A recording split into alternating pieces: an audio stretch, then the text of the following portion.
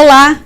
O Supremo Tribunal Federal vai julgar no plenário físico se a regra constitucional que determina a rescisão compulsória do contrato de trabalho do empregado público que completa 75 anos já pode ser aplicada ou precisa ser regulamentada.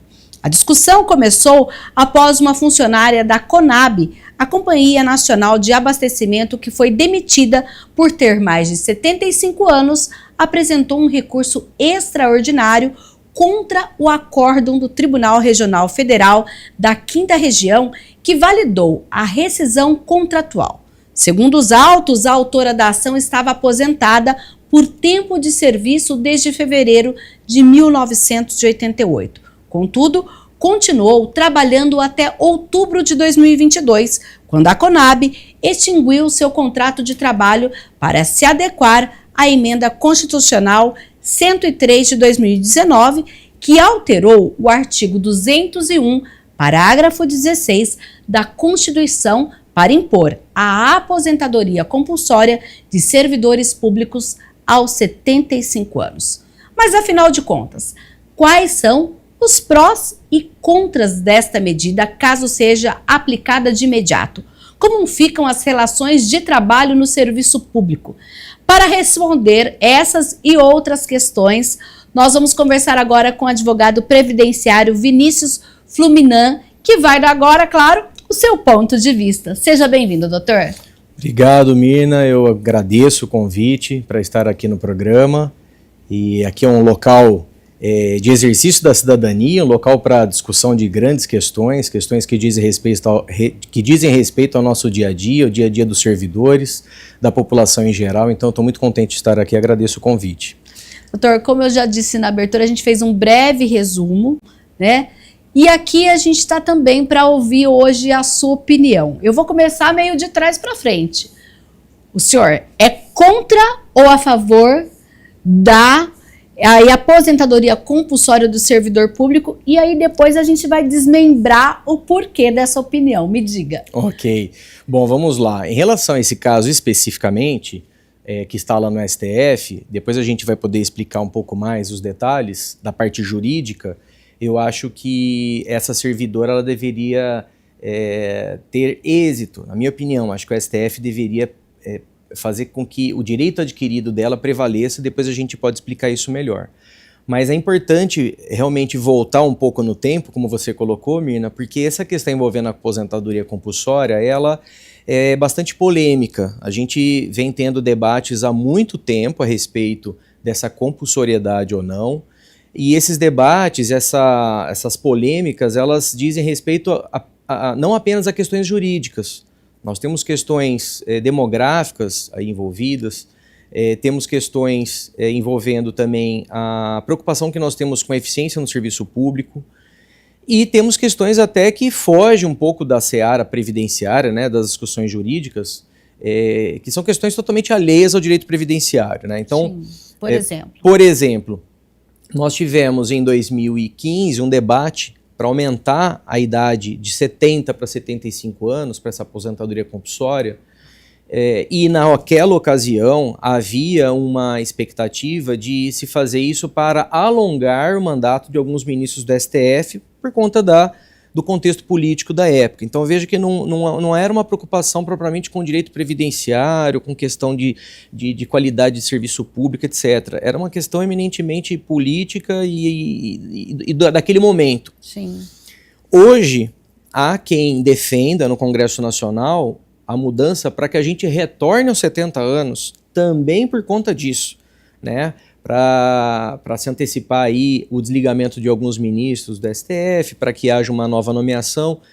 E hoje nós temos, inclusive, pessoas que defendem, fala-se já na PEC antigamente falava-se na PEC da Bengala, né?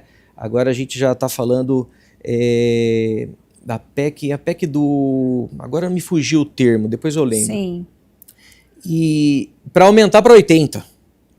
Então, veja como é uma questão assim, e se a gente olha para o aspecto jurídico, há uma preocupação com princípios... a PEC do andador. PEC do andador, bem lembrado, obrigado. A PEC do andador.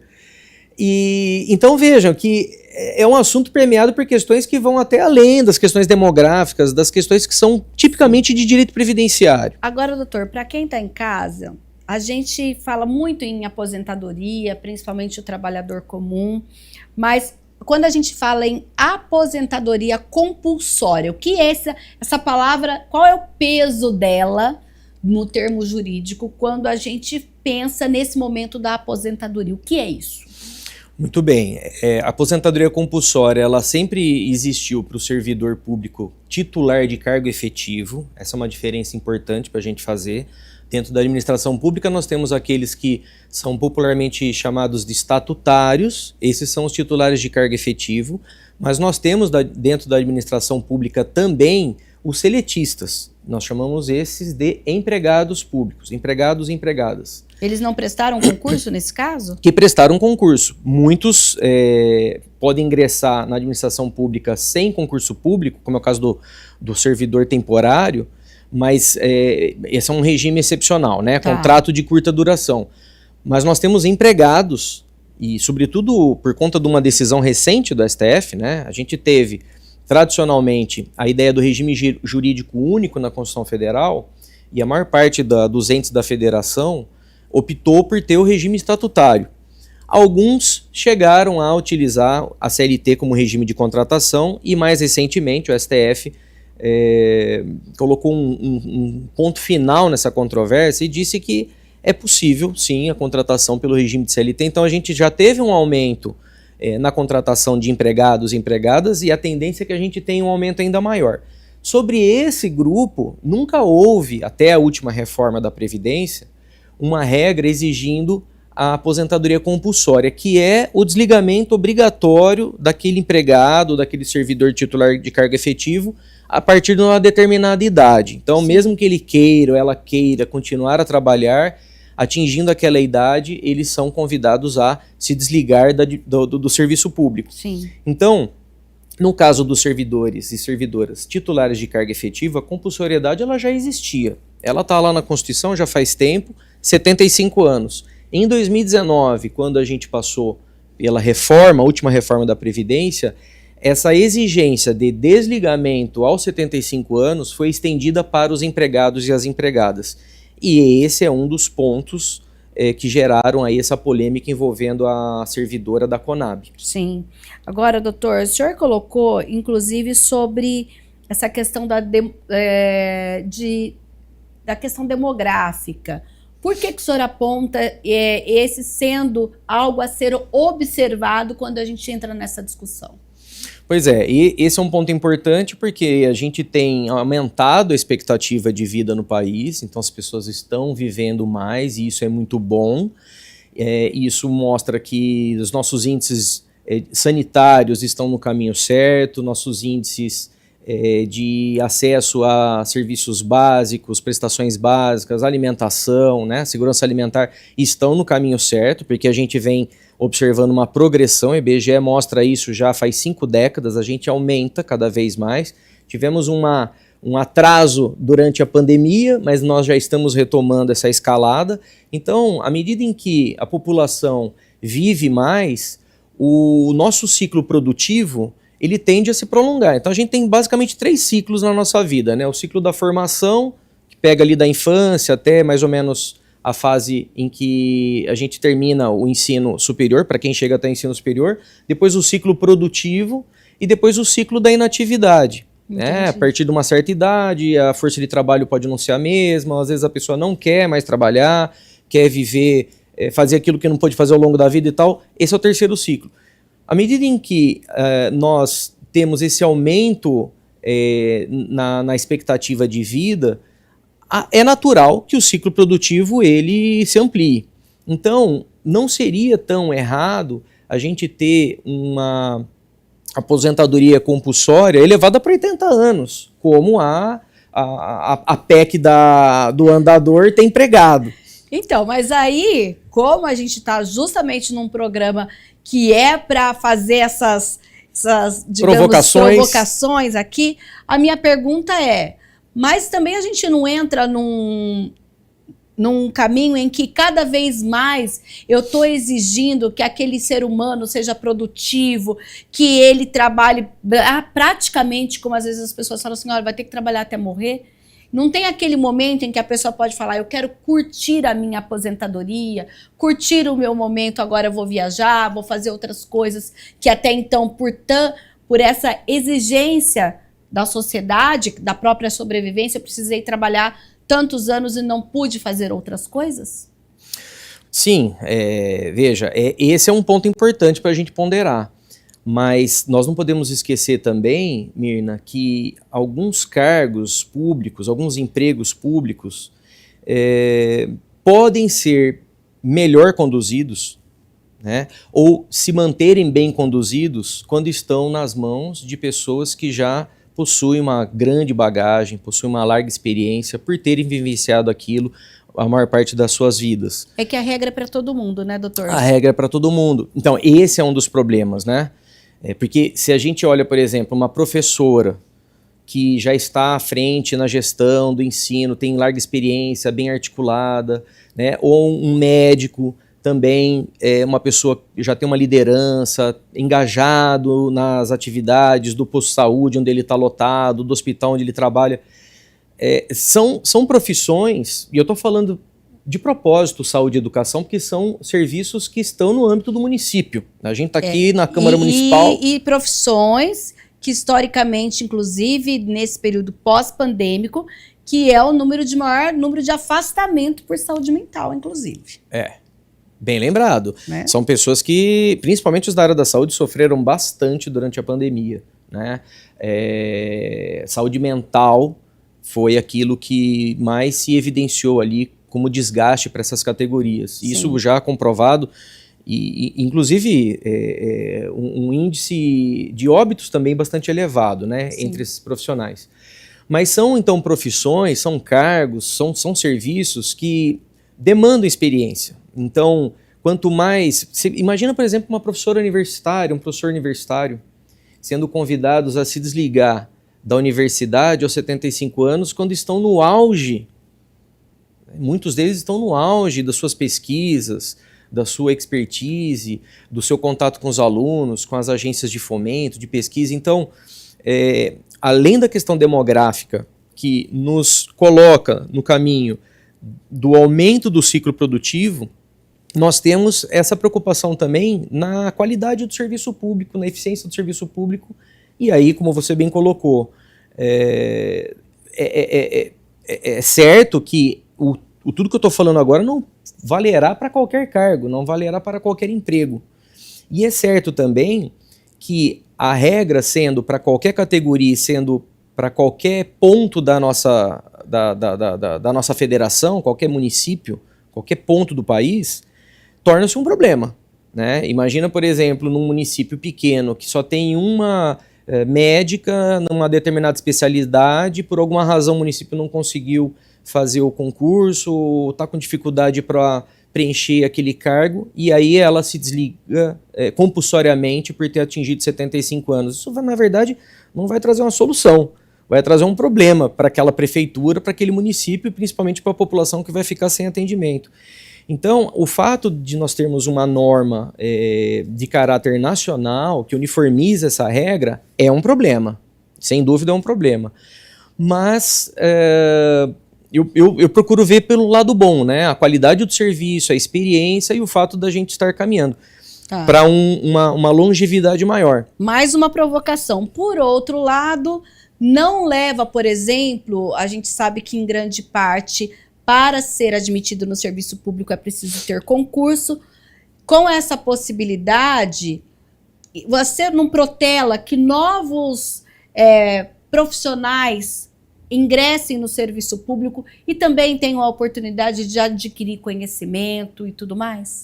Sim, esse é um ponto que até estatisticamente é bastante problemático, porque nós sabemos que a taxa de desemprego entre os jovens ela é bem maior do que na faixa etária a partir dos 60 anos. Embora a gente fale muito sobre preconceito etário no mercado de trabalho, isso também está presente no serviço público, embora a gente fale de um déficit, né, de vagas para essas pessoas, nós temos um grupo bastante significativo, segundo o IBGE, que é o grupo do nem-nem. O que é o grupo do nem-nem? Nem está aposentado e nem está ocupando uma vaga formalmente no mercado de trabalho. Isso é muito complicado, né? Porque são pessoas que podem ser as provedoras dos seus lares e elas não têm renda. Então veja que aí é uma questão de escolha, né? Porque você tem uma taxa de desemprego grande entre a faixa etária mais jovem do que entre os mais velhos, isso poderia ser um empecilho para a gente pensar num alongamento da presença dessas pessoas no serviço público, em vez de optarmos pela aposentadoria compulsória. Mas eu insisto, eu acho que é preciso encontrarmos um ponto de equilíbrio entre a experiência de um lado e as novas gerações que chegam.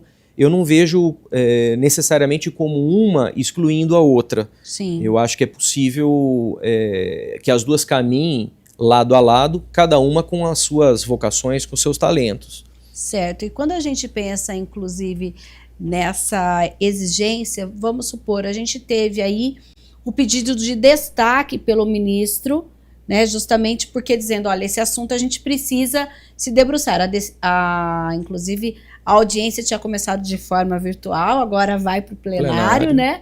Significa que isso vai impactar essa decisão não só na vida de quem entrou com a ação, mas isso vai criar aí uma jurisprudência para outras decisões. É isso, doutor? É isso. Esse destaque ele tem vários motivos. Um deles é o fato de que, se o STF declarar, nesse caso especificamente, dessa servidora, que ela não poderá permanecer trabalhando, que ela precisará realmente ser desligada após os 75 anos, ele estará falando o contrário do que ele disse durante décadas. Então essa é uma das razões pelas quais o caso foi para plenário físico. Então o debate ele tem que ser amplo, inclusive as audiências públicas elas servem também, né, para que toda a sociedade, né, nos seus diferentes setores, toda a sociedade tenha voz nesse julgamento, que não é uma questão apenas jurídica, né, como a gente está colocando aqui, nós temos várias questões envolvendo. Então, vamos ver o que o STF vai dizer. Eu acho que, aí já falando da questão jurídica, por que esse caso chegou até o STF? É importante a gente entender um pouquinho do histórico. Nós temos desde 2015 uma regra de que a aposentadoria compulsória para o servidor de cargo efetivo, o estatutário, se dá aos 75 anos, conforme dispuser uma lei complementar. Isso é o que diz a Constituição. Precisaria de uma lei complementar para definir se seria até os 75 anos. Essa lei complementar é uma lei federal? Federal. Tá. Federal. Ela é uma lei federal de âmbito nacional, vale para qualquer servidor público, ente da federação, vale para os municípios, para os estados membros e para o Distrito Federal, além da União.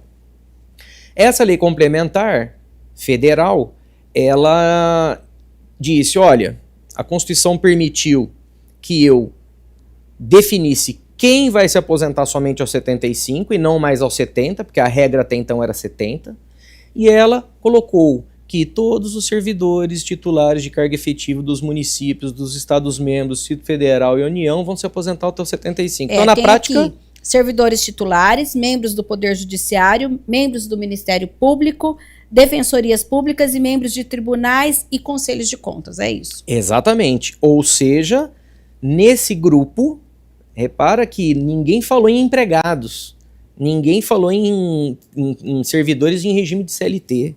Tá. São apenas os efetivos ou os membros de poder, né? Sim. Então, ficou essa lacuna, e como até então não havia aposentadoria compulsória para empregados e empregadas, fica no ar a ideia de que, para eles, a gente continuaria não tendo aposentadoria compulsória. Muito bem. Aí veio a reforma previdenciária de 2019, emenda 103. Ok, tô com ela aberta aqui.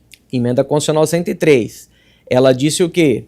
Que quem utilizar o tempo de serviço no cargo que estava ocupando, no emprego que estava ocupando, e se aposentar com a utilização desse tempo, a pessoa que estava lá, a empregada pública da Câmara Municipal de Campinas, por exemplo, vai pedir aposentadoria no INSS. usando o tempo de trabalho na Câmara, ela precisa se desligar da Câmara.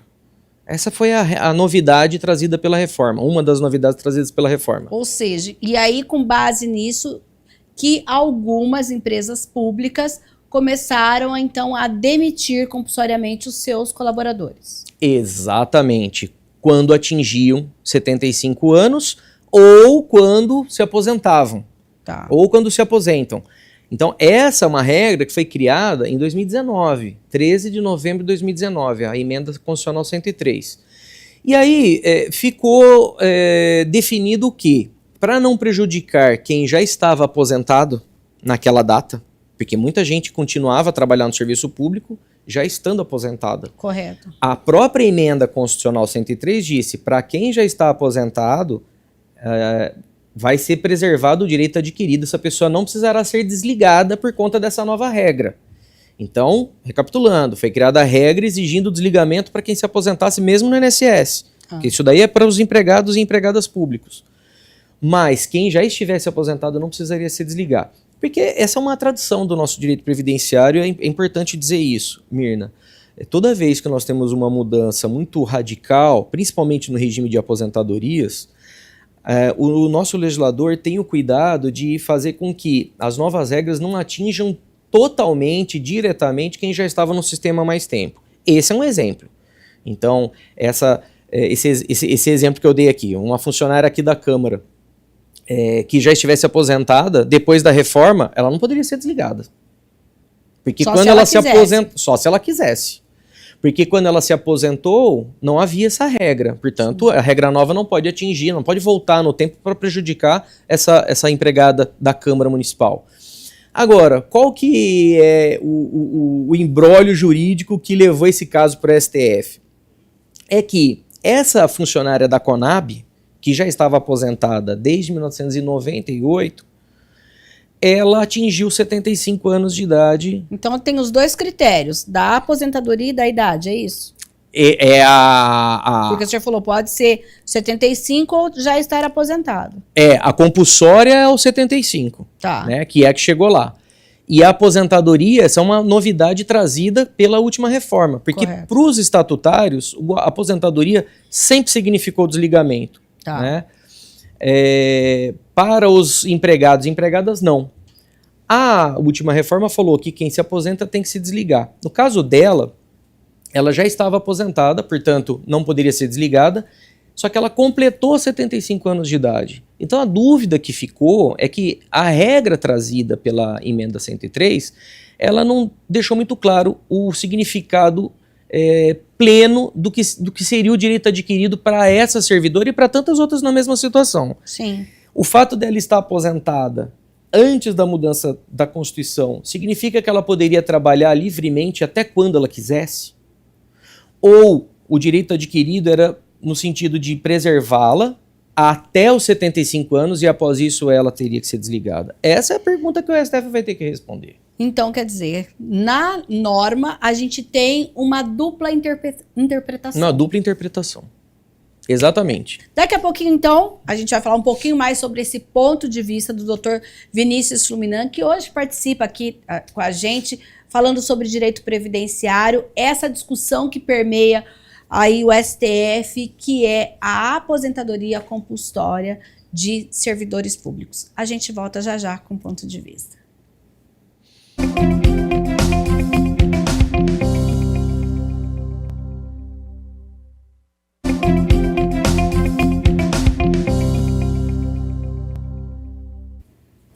Hoje o ponto de vista trata de direito previdenciário, mais voltado aí a essa decisão ou essa decisão que será tomada em relação à aposentadoria compulsória do servidor público.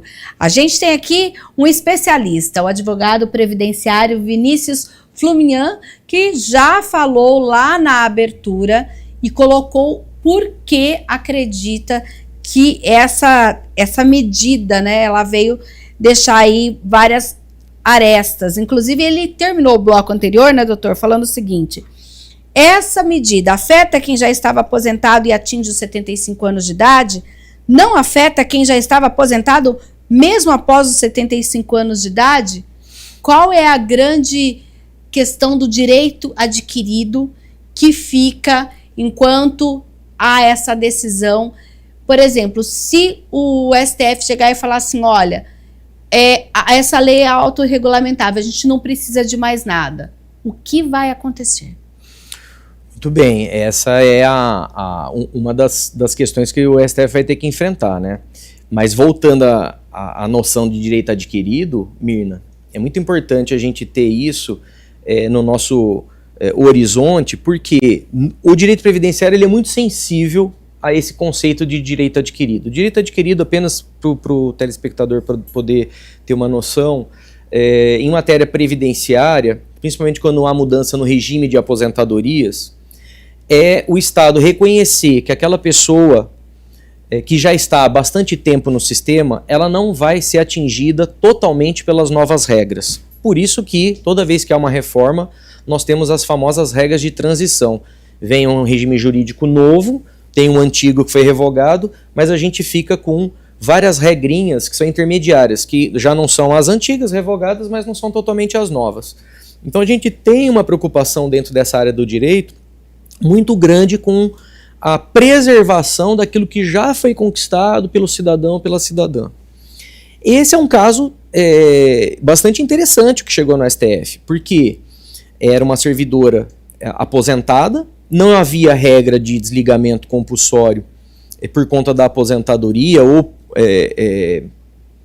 por conta dos 75 anos, quando ela ingressou e quando ela estava aposentada.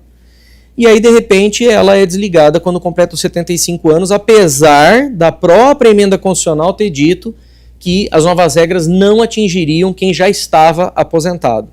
Então, o STF vai ter que responder basicamente 3 questões. Primeiro, essa norma que foi criada, ela precisaria de uma lei para ser regulamentada, para que a compulsoriedade fosse detalhada melhor? Porque no caso do servidor titular de cargo efetivo, que sempre precisou se desligar com a aposentadoria ou aos 75 anos, houve a necessidade de uma lei e ela foi feita. E ela não fala nada de empregados e empregadas no serviço público. Haveria necessidade de uma regulamentação? Lendo o dispositivo da Constituição, a gente percebe que não haveria muito mais o que explicar.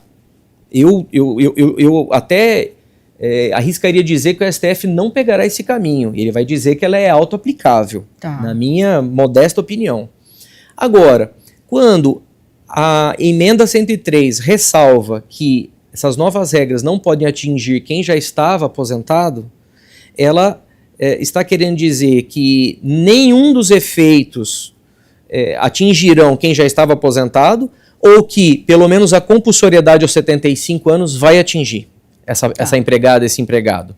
Essa é a pergunta que o STF vai ter que responder. Se o Supremo quiser preservar com mais intensidade aquilo que a gente chama de direito adquirido no âmbito previdenciário, é possível que ele não estenda essa obrigatoriedade para essa servidora da Conab.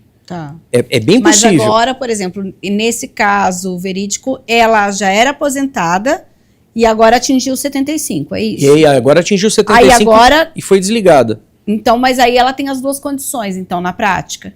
Ela tem as 2 condições na prática, mas quando ela se aposentou, a aposentadoria não permitia desligamento, não gerava desligamento, e os 75 anos também não. Mas agora o 75 gera. Agora o 75 gera. E a defesa dela lá no STF que ela já tinha o direito adquirido. É que ela já estava, exatamente, ela vivenciou um regime jurídico anterior, ou seja, essa obrigatoriedade de desligamento aos 75, ela estaria direcionada para quem ingressou no serviço público depois de 2019, e não antes. Sim. Então, isso, de certa forma, a gente está falando, claro, do ponto de vista do direito, mas do ponto de vista previdenciário, isso não mexe com nada no que diz respeito a quem já está aposentado. Mexe, na verdade, com quem está aposentado e trabalhando. Exatamente, porque quem é empregado, empregada, recebe a aposentadoria do INSS, se continuar a trabalhar, não vai receber outra, não vai ter direito à revisão dessa aposentadoria, vai permanecer com a mesma aposentadoria. E esse até é um dos pontos, Mirna, para a gente lembrar, né? Porque essa aposentadoria recebida pela funcionária da Conab ou por qualquer pessoa na situação dela, pode não ser uma aposentadoria no valor que ela almejou para a vida dela. E ela pode ter sido uma pessoa, ela pode ser uma pessoa que projetou trabalhar até o fim da sua vida. Então ela vai perder renda. Sempre que a gente pensa em serviço público, a gente sempre pensa em altos salários, mas a gente sabe que é uma pequena porcentagem do servidor público que tem altos salários. Né? Muitos acabam recebendo, como se diz, o servidor das empresas privadas, servidor não, o empregado das empresas privadas, que muitas vezes a gente tem muitos casos no Brasil de aposentados que continuam trabalhando em outros empregos, até em outras profissões, para fazer complementação de renda. Exatamente. Então, eu fico imaginando aqui, só insistindo na questão do direito adquirido. Vamos imaginar que essa funcionária da Conab tem uma aposentadoria no valor de um salário mínimo e que o salário dela lá na Conab seja de, sei lá, R$4.000. Então, e tem os benefícios, que se aposentar perde, por exemplo, o vale-refeição. Vale-refeição, o convênio médico. O convênio médico, para quem já passou dos 70, ele é muito caro. Sim. Então, vamos imaginar, alguém que tem uma aposentadoria com valor baixo, que depende do salário, que está trabalhando, tem força de trabalho, deve ter uma experiência larga, porque está lá há bastante tempo, projetou trabalhar até o dia que quisesse, né? E esse dia pode ser até o último dia da sua vida, e aí de repente é surpreendida com uma mudança no meio do caminho, no meio não, já no final do caminho, porque ela fez 75 em 2022, a reforma foi em 2019, então ela estava com 72 anos. Então ela projetou para a vida dela continuar a trabalhar por precisar da renda, vamos imaginar, e aí surpreendida com uma alteração constitucional que fala, olha, mesmo para quem está lá atrás, nós vamos aplicar essa regra. Esse é o problema de você querer aplicar para o passado uma regra nova, quebrando a expectativa de quem projetou toda a sua vida, quebrando aquilo que a gente costuma chamar de direito adquirido. Sim. Eu acho que esse é o debate, cerne, esse então. é o cerne. Ok. E o STF vai ter que dar uma resposta. Então, não acho que seja um problema de falta de regulamentação, acho que é uma norma auto-aplicável, ela é fácil de ser entendida, não precisaríamos de uma lei. A Constituição não exigiu, ao contrário do que ela fez com o servidor de cargo efetivo, mas aqui a gente tem, nesse caso especificamente, se não for uma violação, alguma ofensa, em algum grau, àquilo que a gente chama de direito adquirido. Agora, doutor, suponhamos que o STF decida que essa regra é válida e desde o dia de 2019, quais são os impactos que isso causa nessas pessoas que hoje estão aí ainda fazendo o seu trabalho? O senhor falou inicialmente, né? Eu vi que o senhor mandou, inclusive, aqui um texto da Embrapa falando dos pesquisadores. O senhor falou, inclusive, das universidades, professores universitários e tudo mais. Mas, no geral, quando a gente pensa nesse serviço público, numa cidade, por exemplo, como Campinas, nós temos aí muitos servidores públicos, mais de 1.200.000 habitantes. Na sua opinião, do ponto de vista do trabalho, o que isso impacta? Bom, Mirna, eu acho que impacta de diferentes maneiras, né? Eu acho que vai gerar uma necessidade de reorganização do quadro de funcionários, porque aí haverá necessidade de um mapeamento de todos que estão ali próximos dos 75, porque eles vão ter que ser desligados. Sim. Isso, obviamente, vai gerar uma corrida por abertura de concursos públicos e tal, para preenchimento dessas vagas, mas o que mais me preocupa, e eu falo isso com base em relatos que eu ouço, que eu tenho bastante conhecidos na área da saúde, né? Minha esposa é médica e ela trabalha na rede pública. O que mais eu acho que talvez um impacto significativo é a impossibilidade da convivência entre diferentes gerações para a evolução dos mais jovens. E isso na área da saúde é muito visível, né? Esse pessoal que está chegando, pelo menos é o que eu ouço das pessoas que estão ao meu redor, o pessoal que está chegando tem um perfil muito particular, Sim. tem uma necessidade de ter resultados muito mais rápidos, não tem talvez a mesma tolerância, a mesma paciência para cuidar de um paciente. não tem, às vezes, o mesmo grau de responsabilidade, mesmo com diploma na área da saúde, de enfermagem, de medicina. Isso é fato. Não seria mais saudável que esses jovens, com bastante força, se espelhassem nos mais velhos que estão ali para acolhê-los, para ensiná-los? Porque a gente vai perder isso. No caso das universidades, a educação nem se fala. O senhor falou, inclusive, num ponto da saúde, eu entrevistei um ex-secretário de saúde que mencionou, inclusive, que, olha, na nossa época, a gente conseguia detectar muitas doenças na análise clínica mesmo, ali, sem a necessidade de um exame, a gente já tinha um diagnóstico. Hoje, a gente não existe, é muito raro isso, até porque, na ocasião, a entrevista foi porque são algumas doenças de antigamente que estão voltando, né? Então, o jovem profissional, muitas vezes, não sabe diagnosticar numa análise clínica, numa consulta clínica, ele espera o resultado do exame. Então, vem bem a calhar ao que o senhor mencionou agora. Não, e é fato, porque na medicina, o pessoal aprende ali nos 6 anos de faculdade, mas aquele ensino não é um ensino que finalizou. Sim. É só o começo de um processo, porque o aprendizado ele continua depois no dia a dia da atividade clínica. E atividade clínica implica convivência com os profissionais já mais experimentados que vão orientar, que vão compartilhar opiniões, que vão participar do fechamento de um diagnóstico, como você estava falando, né, uma análise de um exame. Então, isso poderia ser perdido. E tem uma outra questão que eu acho bastante significativa, que é o recado que a gente passaria para a sociedade, né? Quando você exige a compulsoriedade na aposentadoria de uma pessoa que atingiu 75 anos, você está passando um recado para a sociedade de que, a partir de uma determinada idade, essa pessoa ela não tem mais capacidade produtiva. Eu acho que essa mensagem, que pode não ser digamos, expressa, mas ela está pelo menos implícita, né? Indiscutivelmente está implícita, ela é muito ruim, porque a gente vai alimentando um pouco do preconceito etário que já está muito presente, né? No nosso dia a dia, nas atitudes, nos comportamentos, e isso eu acho que acaba inviabilizando a ideia do pacto intergeracional, que é tão importante para a formação dos jovens e tão importante para o serviço público. Sim. Agora, quando a gente pensa nessa possível decisão do STF, e inclusive a gente teve aí o relator da matéria, o ministro Gilmar Mendes, que fala que o próprio STF tem posicionamentos conflitantes sobre a aposentadoria compulsória, para empregados públicos, com decisões que consideram necessária sua regulamentação e outras em sentido contrário.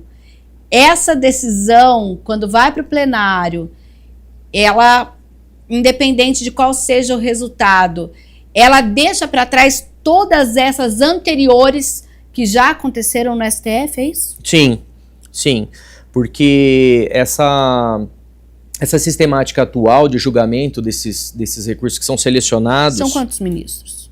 São 11. Ok. São 10 ministros e uma ministra, que é a ministra Carmen. Essas decisões, elas, na sistemática processual atualmente vigente, elas vão funcionar como, a gente chama de precedente obrigatório, precedente qualificado, elas vão funcionar como uma referência para todos os outros casos. Então, ela acaba tendo um efeito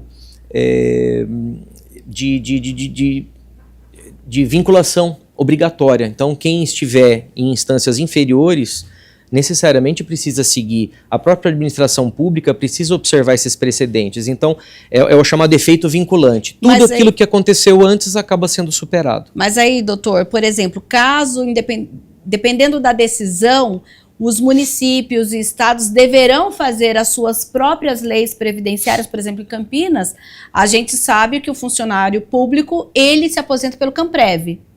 Né? Então, vai ter que ter uma norma municipal para remeter à decisão federal, ou não é necessário? Não é necessário. Basta essa jurisprudência ser consolidada pelo STF, num precedente qualificado, para que se torne de observância obrigatória por todos os níveis da federação. Sim. Mas aí você tocou num assunto importante, né? Sobre o problema da gente ter normas de caráter nacional e que são genéricas.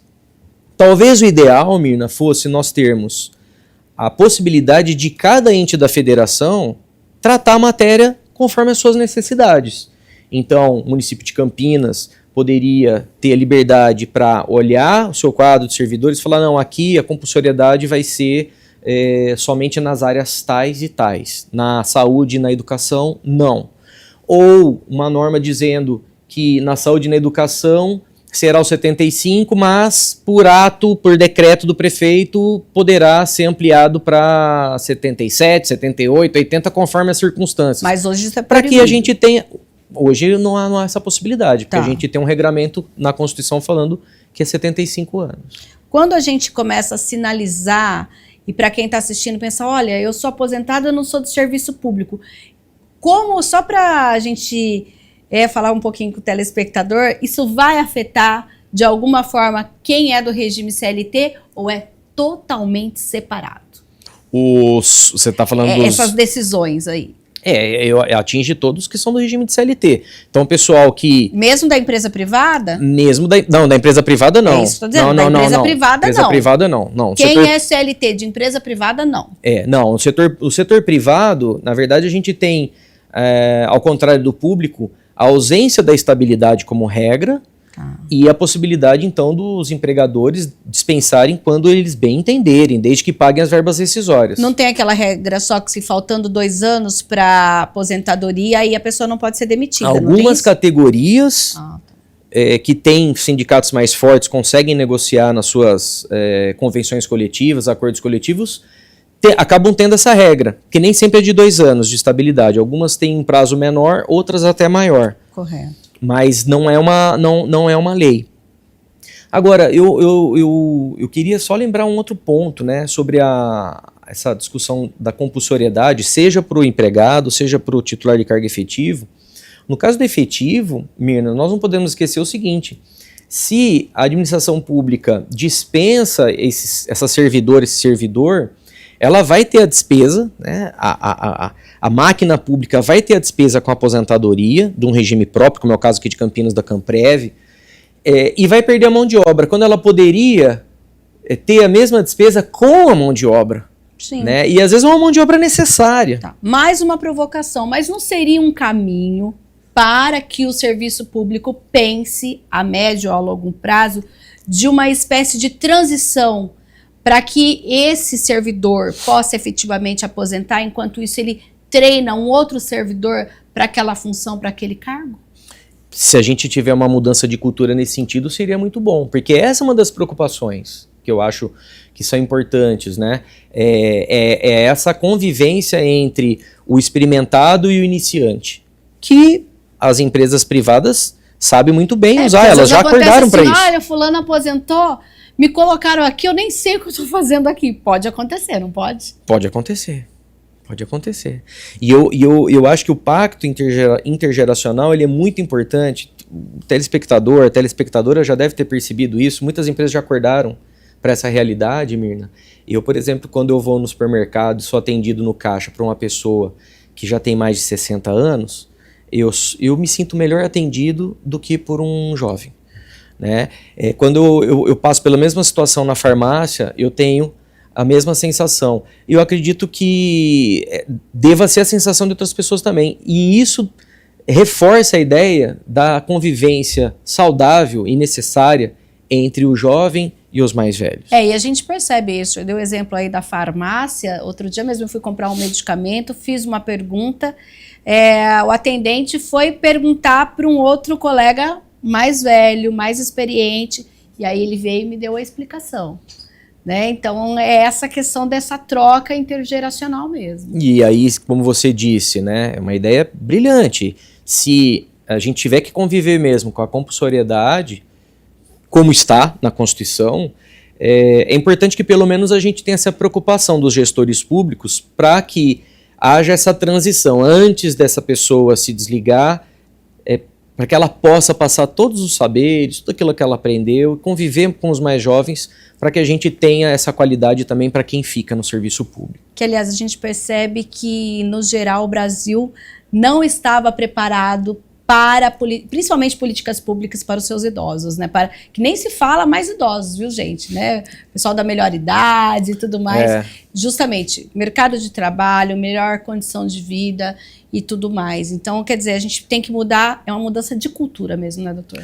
É uma mudança de cultura e como a gente estava falando anteriormente, não podemos esquecer que muitos desses funcionários públicos aposentados estão trabalhando por necessidade. Sim.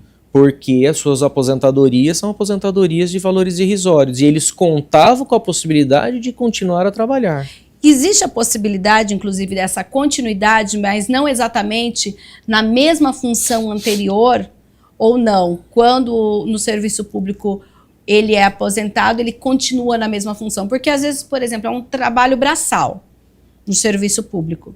A pessoa já tem uma certa idade, não tem a força, não consegue mais fazer. Ele pode ir para outra função ou não? Ele obrigatoriamente tem que continuar naquela? Formalmente, ele não pode mais continuar a trabalhar no serviço público. Então, é possível vislumbrarmos aí um trabalho voluntário. Algumas universidades públicas permitem, né, a figura do professor, da professora voluntária, para que os docentes, as docentes que estão lá não percam essa referência importante, essa referência intelectual, de pesquisa importante, e também os alunos e as alunas não percam. Sim. Então, é possível como voluntários, mas mesmo isso é um pouquinho delicado, porque você imagina, nós podemos ter alguns impactos, né, jurídicos da presença desse servidor, dessa servidora desligados do serviço público, dentro da repartição, né? Você tem ali, por exemplo, você pode ter um acidente, você pode ter alguma questão disciplinar, você pode ter uma série de comprometimentos que vão acabar trazendo problemas para a administração pública. Então, mesmo no caso do voluntariado, talvez fosse necessário até alguma regulamentação até para estimular que essas pessoas não se desliguem totalmente da atividade pública. Sim. Doutor, hoje o senhor deixou aqui o seu ponto de vista, a gente aguarda essa decisão do STF e quem sabe a gente volte a falar depois do que foi decidido, qual é o posicionamento, o que deve ser feito, quem está em casa, quem está na situação de aposentadoria ou não, como agir a partir então dessa medida que o STF deve anunciar aí logo em breve. Eu agradeço a sua participação. Eu que agradeço e se precisar voltarei com muito prazer. Tá certo. Então, olha, o ponto de vista fica por aqui. Lembrando que a programação da TV Câmara Campinas você acompanha nos canais 11.3, 4 da Claro, 9 da Vivo e também, claro, lá na playlist youtube.com/TV Câmara Campinas. Até uma próxima.